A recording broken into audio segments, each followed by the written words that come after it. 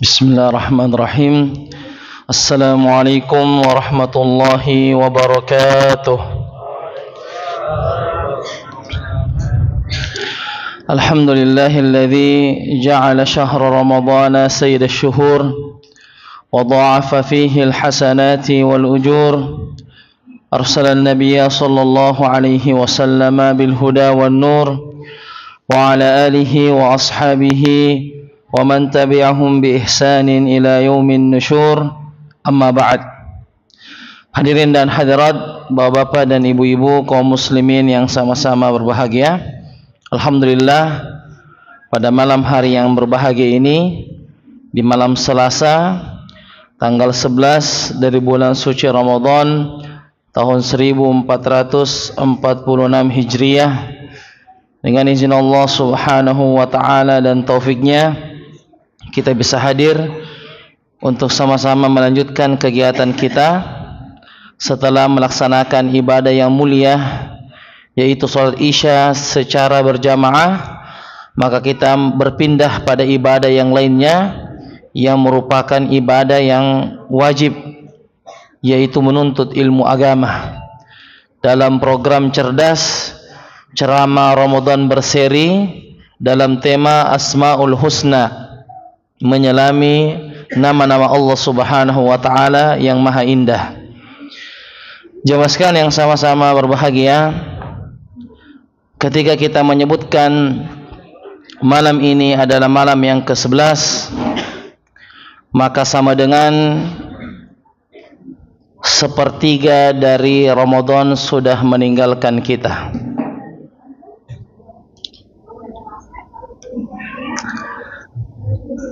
Sepertiga dari bulan yang mulia ini telah meninggalkan kita.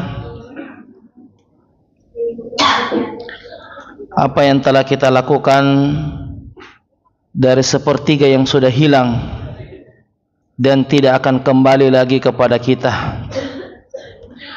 Walan tarji'al ayyam allati madat, dan tidak akan kembali hari-hari yang sudah lewat. 10 hari sudah lewat,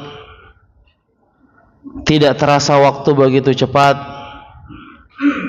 Apa yang telah kita persembahkan di hadapan Allah Subhanahu wa taala dengan hilangnya sepertiga dari bulan suci Ramadan. Dalam hadis Bukhari, bagaimana Nabi menyebutkan tentang pembagian warisan. Beliau menyebutkan as-sulus was-sulusu katsir, sepertiga, dan sepertiga itu katsir, sudah banyak. Jangan kita menganggap sepertiga ini qalil, tapi dia sudah katsir, banyak 10 hari itu. Maka kita tanyakan pada diri kita yang lemah ini, jiwa yang lemah ini, apa yang telah kita persembahkan di hadapan Allah Subhanahu wa taala. Perlu kita bertanya pada diri kita satu-satu pertanyaan-pertanyaan yang mesti kita jawab pada diri kita sendiri. Pertanyaan pertama, dalam 10 hari pertama ini, bagaimana keikhlasan kita kepada Allah Subhanahu wa taala? Apakah kita betul ikhlas menjalankan ibadah kepada Allah Subhanahu wa taala? Jangan sampai kita hadir salat tarawih, hadir ikut kajian rutin, hanya tidak enak ketika absen, dilihat oleh teman-teman, oleh jamaah, tidak mau ditanya dari mana, kenapa tidak datang, dan seterusnya. Kalau itu yang kita harapkan, berarti itu belum ikhlas. Kita tidak menjadikan manusia sebagai tolak ukur ibadah kita, tetapi menjadi tolak ukur pandangan kita adalah bagaimana Allah memandang kita sebagai seorang hamba. Pertanyaan pertama, cek keikhlasan kita. Apakah kita sudah ikhlas beribadah di bulan suci Ramadan ini, betul-betul mengharapkan ridha Allah, betul-betul mengundang cinta Allah, betul-betul menginginkan surga, betul-betul ingin diampuni dosa-dosa kita yang telah lalu, Maka tentunya ini pertanyaan penting untuk kita jawab, dan yang bisa menjawab adalah diri kita sendiri. Ikhlas itu murni karena Allah. Ikhlas itu ridho Allah. Ikhlas itu hanya semata-mata karena Allah, bukan karena manusia, bukan karena jamaah, bukan karena ustadz, bukan karena ustazah, bukan karena guru, bukan karena siapapun. Kita beribadah itu hanya karena Allah Subhanahu wa ta'ala, bukan karena yang lain. Pertanyaan berikutnya, bagaimana kondisi salat kita? Salat kita, baik salat wajib maupun salat sunnah, bagaimana kekhusyuannya, bagaimana tumakninanya, bagaimana ketenangannya, bagaimana kelezatannya? Sudahkah 10 hari pertama ini kita merasakan kelezatan dalam salat? Ataukah 10 hari pertama ini yang lebih banyak mendominasi hanyalah mengantuk, lebih banyak menghayalnya, lebih banyak tidak melaksanakan sholat dengan sebaik-baiknya, terburu-buru, tidak khusyuk, tidak tenang, menghayal, menguap, mengantuk, dan hal-hal yang lain yang mengurangi kesempurnaan ibadah sholat kita. Maka ini pertanyaan untuk kita tanyakan kepada diri tentang sholat kita. Sudahkah kita merasakan kenikmatan sholat itu? Kalau sampai 10 hari ini yang sudah lewat belum kita rasakan, belum kita pernah menangis selama 10 hari ini dalam sholat tarawih, belum kita merasa khusyuk, belum kita merasa tenang, belum kita merasakan kelezatan di dalamnya, berarti kita masih punya banyak PR dalam ibadah sholat kita. Pertanyaan berikutnya yang perlu kita tanyakan ke dalam diri kita, bagaimana puasa kita? Sudahkah menjadikan puasa sebagai makna yang sesungguhnya, mempuasakan seluruh tubuh ini untuk tidak melakukan dosa, mempuasakan mulut ini untuk tidak menceritakan kesalahan orang, mempuasakan perbuatan ini untuk tidak melakukan sia-sia, berselancar di media sosial yang tidak ada tujuannya, tidak ada ujung perkaranya, hanya sekadar scroll dan tidak ada tujuan utama. Bukankah ini perbuatan sia-sia? Kalau kita hanya membuka media sosial tanpa ada tujuan yang penting, hanya melihat di beranda dan kita tidak tahu arahnya kemana, menghabiskan waktu 1 jam, 2 jam, bahkan lebih daripada itu. Sudahkah kita puasakan seluruh tubuh kita dari perbuatan dosa? Mata kita sudah kita puasakan, tangan kita sudah kita puasakan, lidah kita yang tak bertulang ini yang berbahaya, yang paling banyak memasukkan ke dalam neraka, kata Nabi, al-famu wal farj. Yang paling banyak memasukkan ke dalam neraka adalah lidah dan kemaluan. Tentunya ini menjadi pertanyaan bagi kita. Bagaimana sunnah-sunnah puasa? Sudahkah kita menjalankan berdoa menjelang buka puasa, mengamalkan sunnah-sunnah, membaca doa, menjawab azan maghrib, kemudian kita memulai dengan yang sunnah, kemudian sahur kita akhirkan waktu sahur, setelah itu kita beristighfar, memohon ampun kepada Allah atas dosa-dosa yang kita kerjakan sampai masuk waktu subuh. Sudahkah kita menjaga puasa kita dengan baik? Pertanyaan berikutnya, bagaimana dengan tilawah kita? Sudah berapa juz sekarang? Terjemahannya sudah sampai di mana? Dan seberapa paham kita terhadap ayat yang kita baca?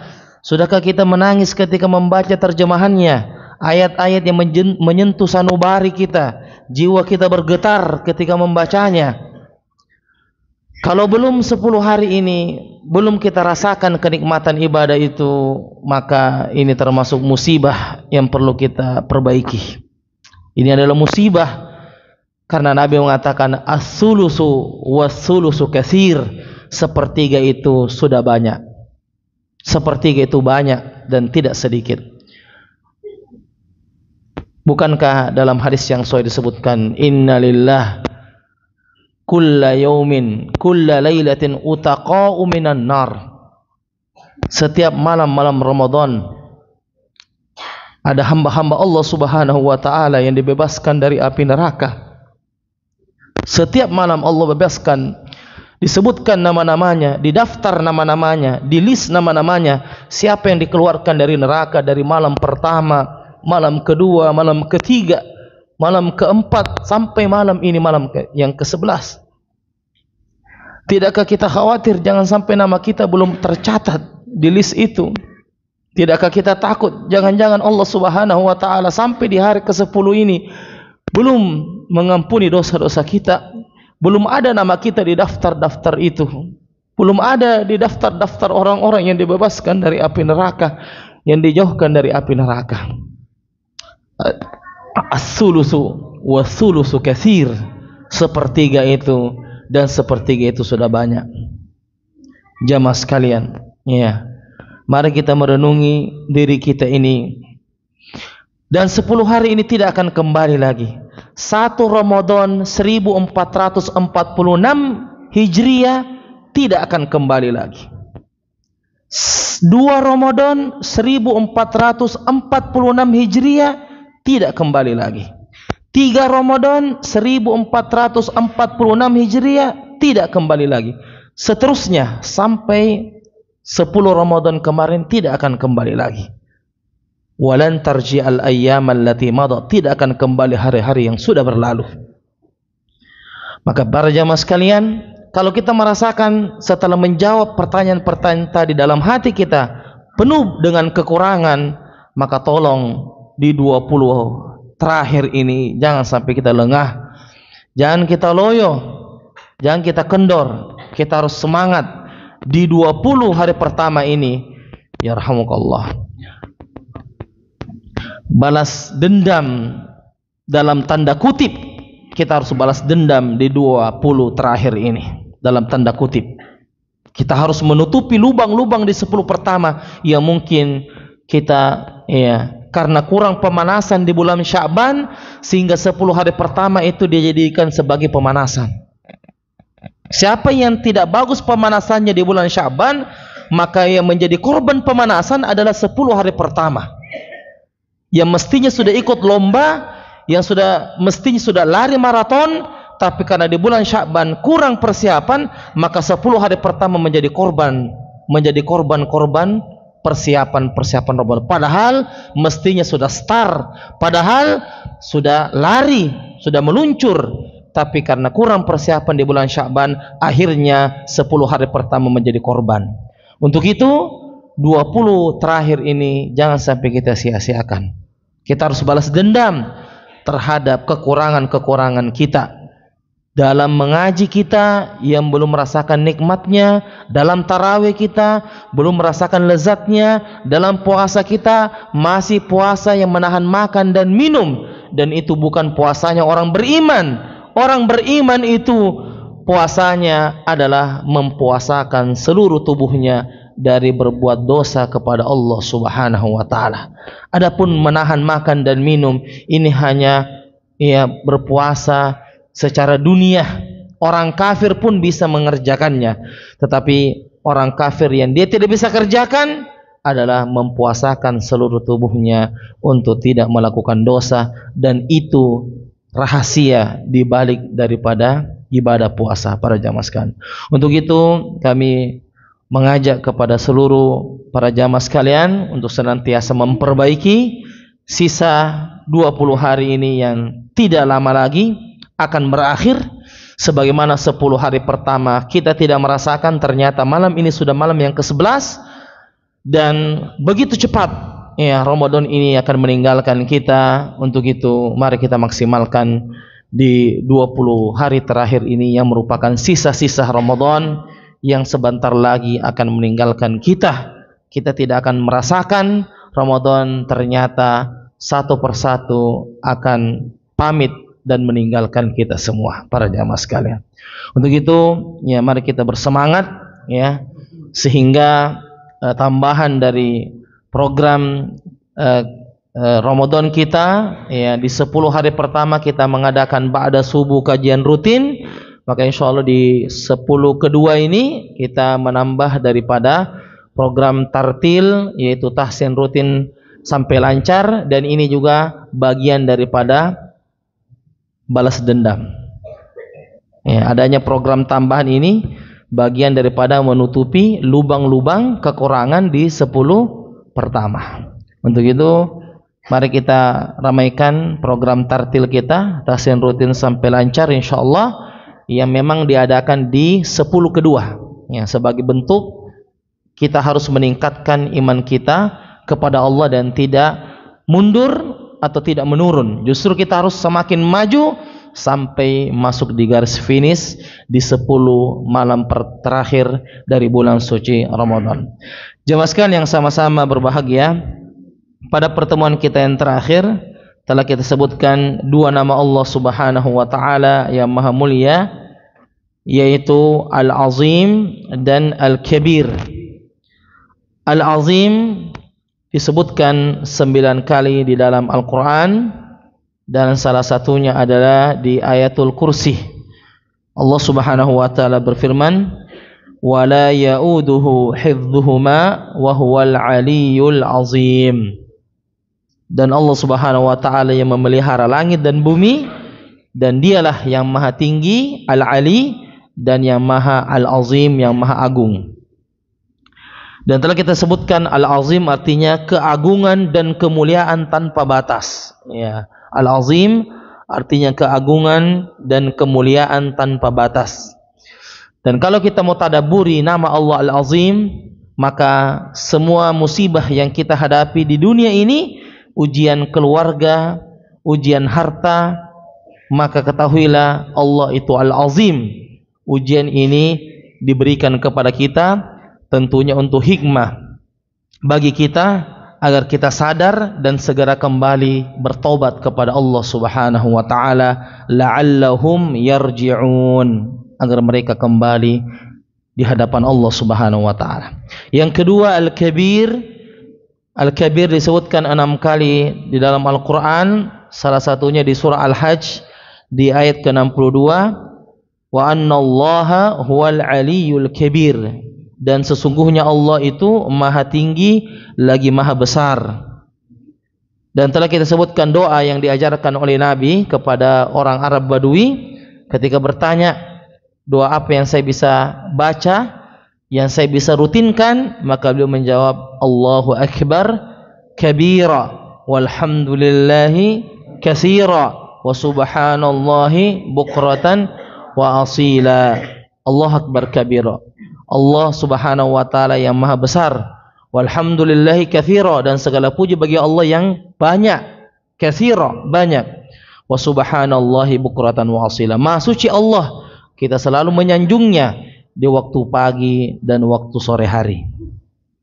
Baik jamaah sekalian yang sama-sama berbahagia, insyaallah pada malam hari ini kita akan melanjutkan dua nama Allah Subhanahu wa taala yang maha mulia, yaitu Al-Ali dan Al-A'la. Al-Ali dan Al-A'la. Sebelum kita masuk di nama Allah yang mulia ini, maka kita mau murajaah apa yang sudah kita bahasakan dalam pertemuan-pertemuan yang lalu. Baik, nama Allah Subhanahu wa taala yang pertama Allah. Yang kedua Al-Ilah, maha dibedahi. Yang ketiga Ar-Rabb, yang maha memelihara. Yang keempat Ar-Rahman, yang pengasih. Yang kelima Ar-Rahim. 6 Al-Wahid. 7 Al-Ahad. 8 As-Samad, tempat bergantung. 9 Al-Hayyu, yang maha hidup. 10 Al-Qayyum, maha berdiri sendiri. 11 Al-Awwal, yang maha awal. 12 Al-Akhir, yang maha akhir. 13 Al-Zahir, yang maha nampak, yang maha nampak, maha tinggi. Yang ke-14 Al-Batin, Al-Batin, yang maha dekat. 15 Al-Azim, yang maha agung. 16 Al-Kabir, yang maha, yang besar. Ya, ini diusahakan dihafal ya. Dan metode menghafal itu jangan terpaku dengan buku, ya. Artinya kita betul-betul menghafal dan tidak melirik. Kapan kita melirik walaupun hanya sesekali saja itu mempengaruhi hafalan. Makanya metode menyetor hafalan Quran itu jangan kita menyetor sambil memegang Quran seperti ini. Ya, kita menyetor, kita pegang mushaf kita seperti tidak. Jadi ini mushaf Quran yang harus disimpan dan kita menyetor. Kapan kita pegang seperti ini, maka hati kita condong ke sini. Seakan-akan kalau salah, kita mau langsung buka. Jadi terlalu condong kepada Al-Quran. Jadi kalau mau menyetor, itu Quran tidak boleh dipegang. Kalau mau menyetor, simpan Qurannya, kemudian baru menyetor. Ya, tapi kalau kita metode menyetor, kita pegang seperti ini, itu hati condong ke sini. Ya, seperti tadi, kalau kita menghafal Asmaul Husna, ya kita tutup saja. Ya, baru kita. Tapi kapan kita lirik, ya, walaupun hanya daftar isinya kita lirik, ya, daftar isinya kita lihat, itu pasti kita tidak akan menghafalnya, susah kita hafal karena kita terlalu condong kepada buku, ya, terlalu condong kepada buku. Baik, barakallahu fiik. Insyaallah nama berikutnya adalah Al-Ali. Al-Ali disebutkan 8 kali di dalam Al-Qur'an. Al-Ali disebutkan 8 kali dalam Al-Qur'an. Salah satunya di surah Al-Hajj ayat ke-62. Salah satunya di surah Al-Hajj ayat ke-62, wa annallaha huwal aliyyul kabir. Dan sesungguhnya Allah Maha tinggi lagi Maha besar. Al-Hajj ayat 62. 8 kali disebutkan di dalam Al-Qur'an. Ya. Dan Allah itu maha tinggi, ya. Allah itu maha tinggi dari segala bentuk, ya, dari segala bentuk. Yang pertama dari zatnya Allah Subhanahu wa taala. Allah itu maha tinggi dari zatnya Allah, ya. Dan tidak ada yang di atasnya Allah Subhanahu wa taala. Zat Allah yang maha tinggi. Tidak ada yang di atasnya Allah Subhanahu wa taala. Allah lah yang paling tinggi. Itu yang disebut dengan zat. Ya, zatnya Allah itu yang maha tinggi.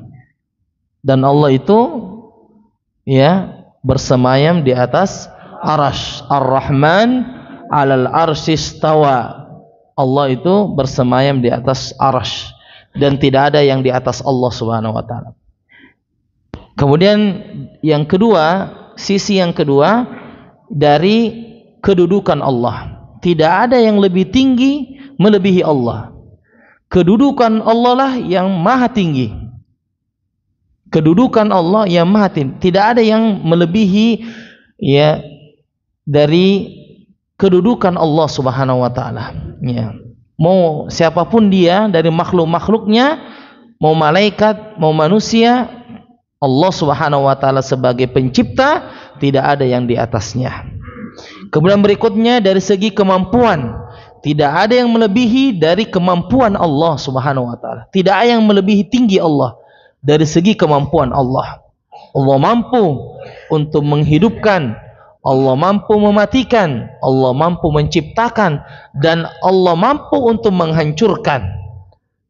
Allah mampu mengetahui apa yang belum terbetik dalam hati kita. Yang Allah tahu apakah yang ada dalam hati kita, atau sebelum ada dalam hati kita Allah sudah tahu. Sebelum, bahkan yang tidak pernah terlintas dalam hati kita, seandainya sudah terlintas, Allah tahu. Ya, ada mungkin kita tidak pernah terlintas dalam pikiran kita, tapi seandainya terlintas, Allah tahu apa yang kamu mau.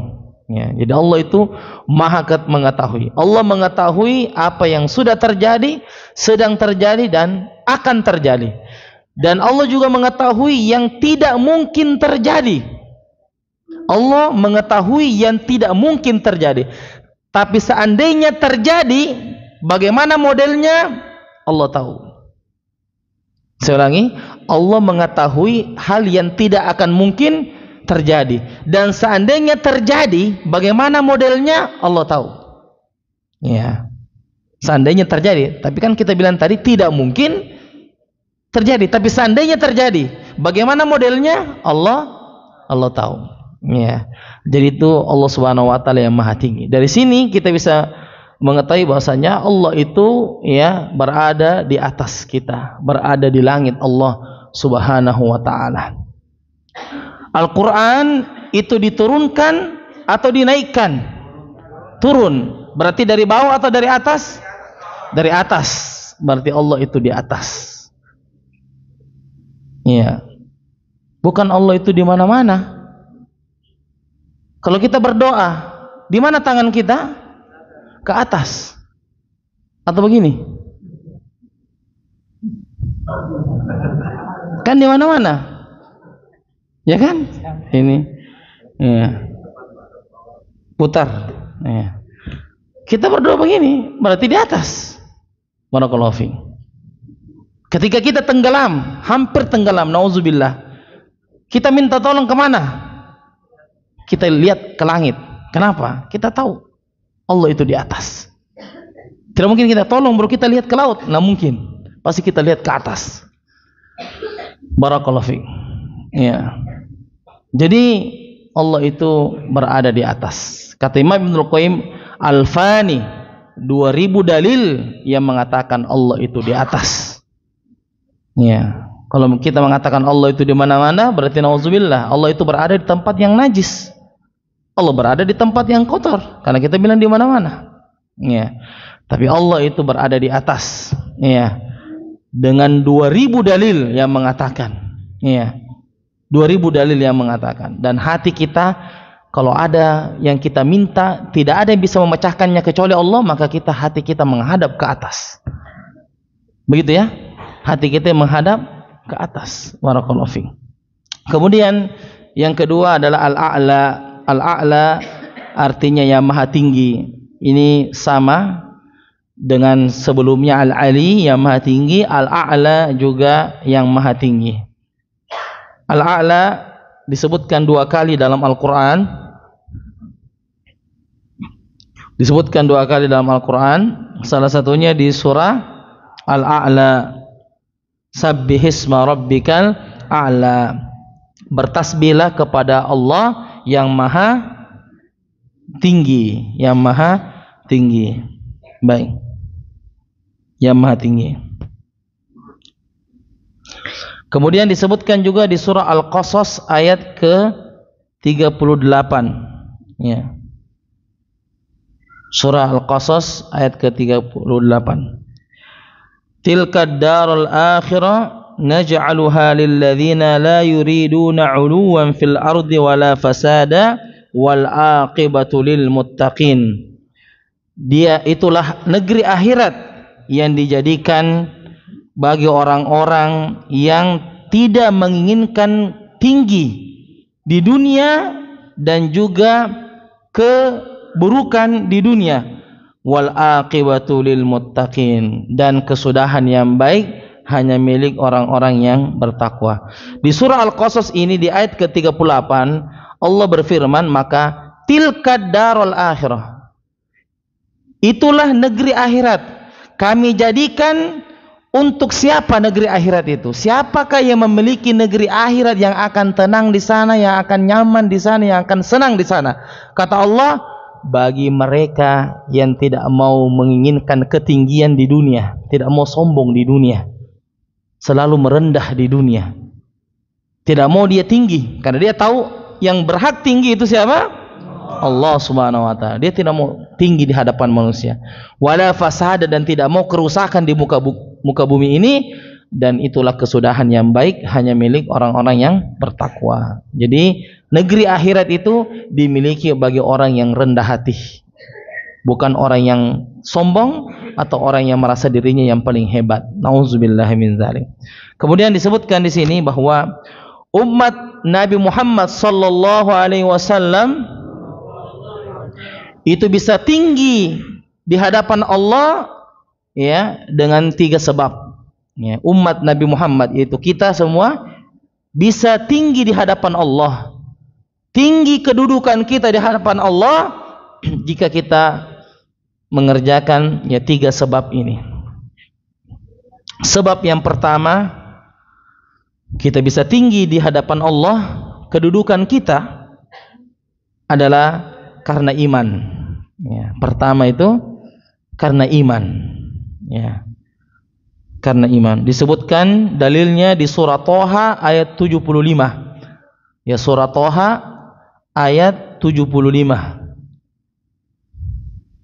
Di mana Allah Subhanahu wa taala berfirman, "May ya'ti mu'minan qad 'amilas shalihat fa ulaika lahum darajatil 'ula." Di ayat ke-75 dari surah Thaha menyebutkan siapa yang datang dalam keadaan beriman. Ya, perhatikan ya.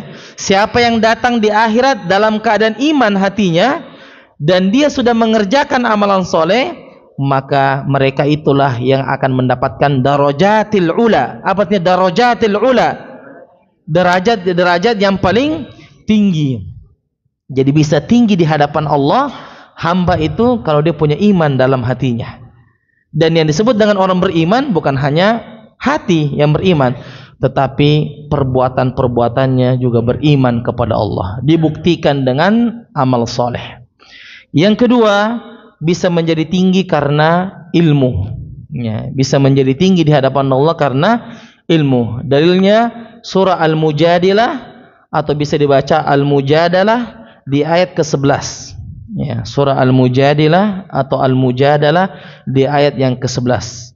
Allah Subhanahu wa taala berfirman, "Yarfa'illahu alladhina amanu minkum walladhina utul ilma darajat." Allah Subhanahu wa taala mengangkat ya derajat orang beriman di antara kalian dan orang yang berilmu dengan beberapa derajat. Jadi Allah angkat derajatnya orang yang berilmu. Ya, coba lihat seperti Bilal bin Rabah, seorang mantan budak tapi belajar dengan Nabi, mantan budak belajar dengan Nabi, menuntut ilmu dengan Nabi, akhirnya Bilal itu diberikan derajat yang tinggi di sisi Allah. Terompahnya, sendalnya sudah duluan masuk surga daripada orangnya. Kenapa? Ilmu beliau. Bukankah sholat sunnah, apa amalan beliau ini bisa masuk surga? Sholat sunnah wudu. Bisakah kita sholat sunnah wudu tanpa diilmui dulu? Bisa atau tidak? Tidak. Ilmu dulu baru amal. Bisakah orang beramal tanpa ilmu? Tidak bisa. Ilmu dulu baru amal. Sehingga kita katakan Bilal bin Rabah orang yang berilmu. Kecerdasan beliau menjaga. Kenapa bisa belum menjaga betul ini sholat sunnah wudu? Seandainya dia tidak berilmu, mungkin hanya sekali, 2 kali hanya dikerjakan. Tapi ini rutin. Kata beliau, tidaklah di waktu siang, tidaklah di waktu malam. Setiap saya wudu, pasti saya sholat 2 rakaat. Maka kata Nabi, itulah yang menyebabkan engkau masuk dalam surga dan sendalmu sudah mendahuluimu. Ya, Masya Allah. Dan di sini juga dalil mengatakan bahwa apa yang kita gunakan dalam mengerjakan ibadah kepada Allah itu juga masuk surga. Ya. Mudah-mudahan motor tak bisa masuk surga yang kita pakai di pesantren. Mudah-mudahan mobil tak menjadi pembela bagi kita bila ya Allah dia sering pakai saya pergi ke pesantren belajar. Dia sering datang ke pesantren ya Allah untuk salat tarawih, padahal ada masjid dekat rumahnya karena dia mau belajar. Mudah-mudahan fasilitas yang kita gunakan bisa masuk surga. Ya, cincin kita mudah-mudahan duluan masuk surga. Ya. Jam tangan kita walaupun KW, mudah-mudahan dia mendahului kita di surga. Iya, enggak apa-apa itu KW atau ori enggak ada masalah. Intinya dipakai. Ya, barakallahu fiik. Jangan sekarang tanya temannya ya, berapa harganya jam tak? Jangan. Baik. Yang ketiga, sebab orang bisa tinggi, ya, dan ini luar biasa ini yang ketiga. Kira-kira apa yang membuat orang tinggi di mata Allah Subhanahu wa taala selain iman dan ilmu? Hati yang bersih, apa lagi? Ya. Bersabar, ahsantum, yang lain? Takwa, ahsantum, yang lain? Apa lagi? Kira-kira apa yang membuat kita tinggi di hadapan Allah Subhanahu wa taala? Selain tadi sebutkan ada iman, ada ilmu, satu lagi. Ihsan, ada semangat, ahsantum, apa lagi? Beramal. Apa? Istiqomah, apa lagi? Akhlak, Masya Allah. Tidak ada yang itu dekat ya, dekat tapi agak lewat ya, lewat. Kurang ini ya. Dia benar tapi agak lewat ya. Jadi disebutkan oleh para ulama yang membuat tinggi itu adalah tawadu, rendah hati. Rendah hati. Rendah hati. Pak Haji bilang rendah hati. Ahsantum Pak Haji, barakallahu fiik. Iya. Itu jawabannya. Tawadu itu yang membuat orang tinggi. Man tawadu, dalam ini dalilnya hadis riwayat Muslim, ya, hadis riwayat Imam Muslim. Man tawadhu'a lillah rafa'ahu Allah. Bisa diikuti? Man tawadhu'a lillah. Man tawadhu'a lillah rafa'ahu Allah. Rafa'ahu Allah. Artinya man, barang siapa, tawadhu'a, rendah hati, lillah, karena Allah, rafa'ahu Allah, maka Allah angkat derajatnya. Dia mau rendah hati, justru Allah angkat derajatnya. Justru yang sombong itu justru Allah hinakan. Kan orang sombong kan mau dikenal, dia mau viral, mau dihormati. Ternyata di hari kiamat justru orang sombong nanti yang akan diinjak-injak oleh penduduk akhirat tanpa disadari. Ih, bagaimana itu perasaan itu, diinjak-injak tanpa disadari? Ya, seperti semut ya, diinjak mungkin kita tanpa disadari. Sakit sekali hati. Itu balasan bagi orang yang mau sombong. Orang mau sombong kan mau besar. Ternyata di hari kiamat dibangkitkan seperti semut, baru diinjak-injak tanpa disadari oleh penduduk akhirat. Tapi kalau justru kita untuk merendah hati, ternyata Allah angkat derajat kita. Masya Allah. Iya. Misalnya ada orang yang kita hormati, misalnya ada pejabat, ada pejabat datang, ya bupati apa misalnya, datang kepada kita, kemudian dia menyapa duluan. Assalamualaikum Pak. Dia kan merendah hati, kan mestinya kan kita, warga kita yang menyapa duluan, ya. Tapi ketika beliau berusaha untuk menyapa duluan, kira-kira menurunkan derajat beliau? Tidak, justru membuat terangkat derajatnya. Masya Allah Pak Bupati, dia duluan sapa kita. Iya. Jadi semakin kita merendah, maka semakin tinggi derajat kita di sisi Allah. Tapi salah itu kalau ada istilah begini, merendah untuk meroket. Nah, itu salah itu. Itu salah niatnya. Salah nih niatnya. Innamal a'malu binniyat. Dia merendah apa tujuannya tadi? Meroket. Saya itu ya tidak ada di saya kerja ya. Tapi tidak jadi itu kalau tidak ada saya. Ini merendah untuk meroket. Ini tidak boleh. Ya, ini ujub namanya, bangga diri. Ya, tidak boleh. Yang betul itu adalah dia betul-betul merendah diri, ikhlas, betul-betul tidak ada dia harapkan, ya. Tidak mau disanjung-sanjung, tidak suka disanjung-sanjung, betul-betul dia mau bersihkan hatinya. Tapi ternyata dengan cara itu justru Allah sebut-sebut namanya oleh manusia. Wih, bagus itu orangnya, rendah hati sekali, tawadu sekali. Rendah hati ya, bukan rendah diri, beda itu. Rendah diri itu menghinakan dirinya. Tapi kalau rendah hati, memang hatinya yang Masya Allah. Seperti misalnya pejabat yang ya. Bagaimana misalnya kalau kita ini ada acara buka puasa, yang angkat-angkat es buah itu ternyata Pak Bupati. Nah kasih, kira-kira bagaimana perasaan kita? Wih, Pak Bupati, jangan kita bilang tidak apa-apa. Kira-kira kita rendahkan Pak Bupati? Tidak, justru diangkat derajatnya. Wih, luar biasa Bupati, dia yang ini layani kita, dia ambilkan kita es buah. Coba. Jadi semakin kita merendah karena Allah ya, makanya catatannya itu hadis tadi, man tawadhu'a lil, apa artinya lillah? Berarti ada yang tawadu bukan karena Allah. Ada enggak yang tawadu bukan karena Allah? Allah ada. Itu tadi merendah untuk meroket. Itu bukan karena Allah. Makanya catatannya itu siapa yang rendah hati karena Allah. Berarti ada orang yang bukan karena Allah. Ada enggak orang yang pura-pura rendah hati? Ada. Ya, pura-pura rendah hati, ada seperti itu. Jadi ini harus dihilangkan para jamaah sekalian. Dan ini dua nama Allah Subhanahu wa taala yang maha mulia, Al-Ali yang maha tinggi, dan Al-A'la yang maha tinggi, yang bermakna sama, yang mana ketika kita ingin tinggi di hadapan Allah, maka diangkat derajat kita dengan iman, ilmu, dan rendah hati, atau disebut dengan tawadhu. Demikian apa yang sempat kami sampaikan, mudah-mudahan bermanfaat. Subhanakallahumma bihamdik, asyhadu an la ilaha illa anta, astaghfiruka wa atubu ilaik. Terakhir ya, satu ayat. Ya, hampir saya lupa. Yang belum dulu ya, yang belum. Yang belum. Ya, tafadhol. Ya, silakan. Satu ayat. Juz ke berapa? Ke 10. Surah apa di juz 10?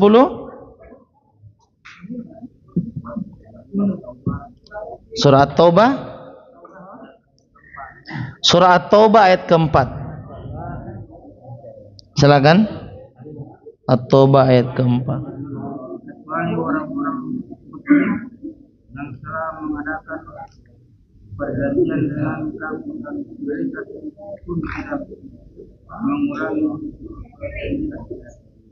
dan tidak pula mereka membantu orang pun yang mengikuti kamu, maka terhadap mereka itu menunggulah dirinya sampai batas waktunya. Tunggulah menyukai orang-orang yang takwa. Ya.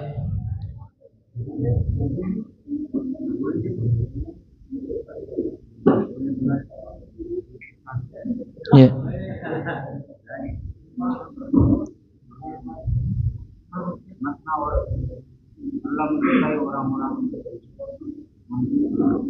Allah menyukai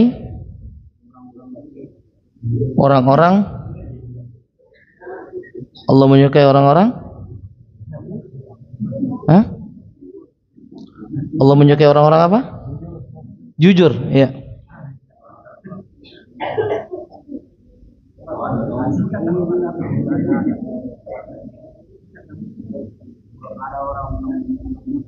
Ya.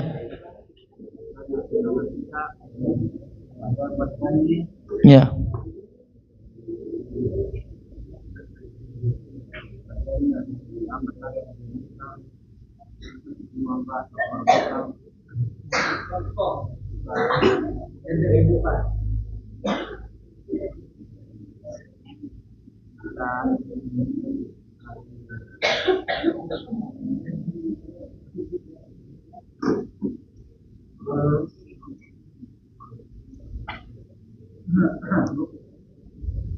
Maka terhadap mereka itu penuhilah janjinya sampai batas waktunya.